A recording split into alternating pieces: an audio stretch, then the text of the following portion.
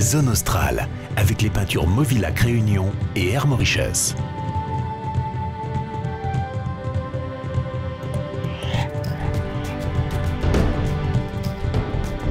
Pour cette 3e semaine en Afrique du Sud, Zone Australe vous emmène dans la région de Hermanus sur la route des Jardins pour découvrir la richesse de la flore de cette merveilleuse région pour une étape tout en couleurs.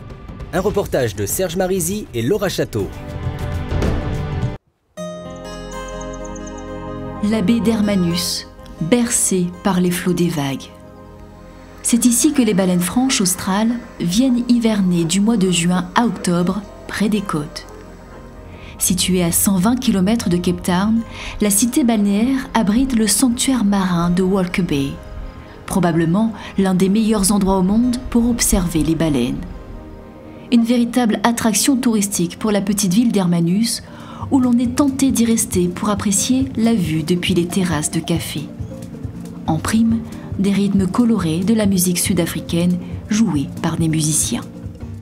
Et l'intérêt, c'est que vous allez pouvoir profiter pleinement de la nature qui est tout autour du village, mais aussi faire un petit peu de shopping, se reposer, de goûter de délicieux fish and chips, puisque c'est quand même, on va dire, un petit peu le pays de la sardine ici.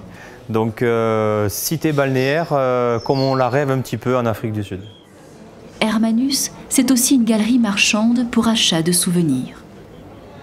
Dans les rues d'à côté, l'art africain et objets faits main en tout genre se négocient à bas prix. L'hospitalité de la cité balnéaire est à l'image des guest house de la région. Abalone Lodge, petite structure hôtelière paisible, donne accès sur une plage longue de plus de 4 km. Une halte au bord de mer pour les touristes de passage, avant de débuter la route des Jardins.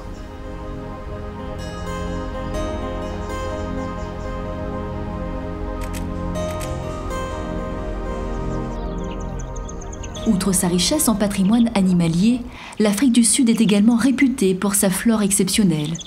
Du Cap occidental au Cap oriental, des milliers de plantes indigènes, dont certaines sont endémiques, comme le fynbos et le protea, fleurs emblématiques d'Afrique du Sud.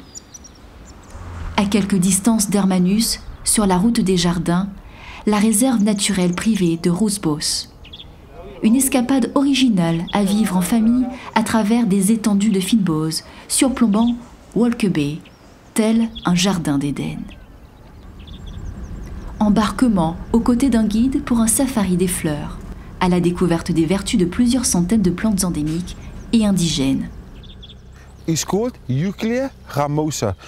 Cette plante se nomme Euclea ramosa, ou plus communément appelée siguari. Lorsque vous partez en famille en camping dans la forêt, il peut vous arriver d'avoir de la diarrhée. Eh bien, les fibres que contient cette plante peuvent l'arrêter. La tige de la Euclea ramosa peut être également utilisée en guise de brosse à dents.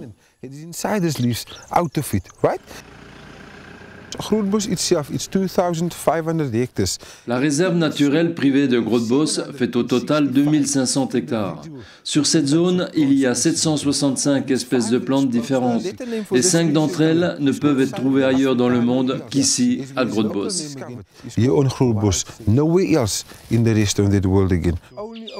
Durant le safari de fleurs, il n'est pas impossible de croiser sur votre route quelques plantes insolites comme la marijuana, poussant à l'état sauvage. Les plus chanceux apercevront des oiseaux typiques de la région, tels que le Cape Sugarbird ou le Orange-Breast Sunbird. Ce petit oiseau endémique qui se nourrit de nectar comme le colibri. Après cette sortie nature, les touristes peuvent séjourner au sein même de la réserve. 27 suites de luxe séparées en 2 lodges avec une vue panoramique sur la côte. La région d'Hermanus et Roosbos permettent d'avoir des logements complètement différents. Ça peut être le guest house, ça peut être le lodge comme on se l'imagine dans les plus beaux safaris.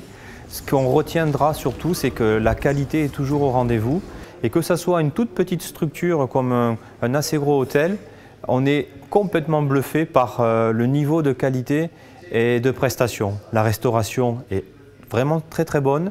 Les chambres sont superbes et toujours avec cette idée de préserver la nature et ça c'est vraiment fabuleux. À une dizaine de minutes de la réserve, sur la plage de Walker Bay, une découverte étonnante. Les grottes d'Ikellers, ayant abrité il y a 400 000 ans les Khoikhoi. Vivant principalement de la pêche, cette population native de l'Afrique du Sud a établi plusieurs campements dans les grottes au bord de mer. Des grottes qu'il est possible de visiter également à Mossel Bay. Mossel Bay, destination phare jusqu'à la fin des années 80, la ville accueille la plus grande raffinerie pétrolière au monde.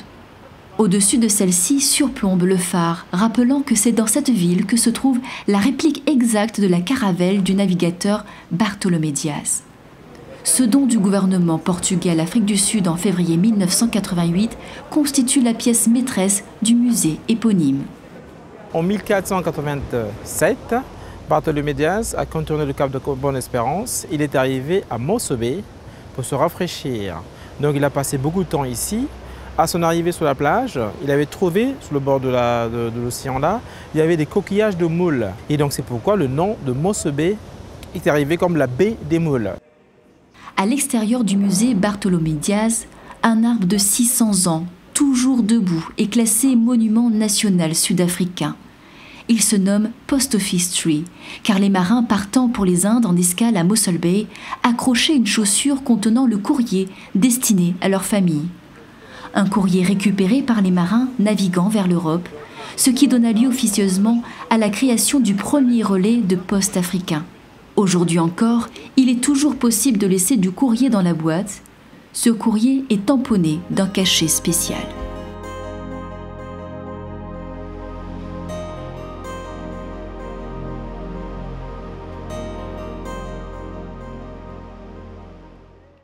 Zone Australe continue le voyage en Afrique du Sud sur la péninsule du Cap et de ses paysages grandioses avec un lieu incontournable, le Cap de Bonne-Espérance.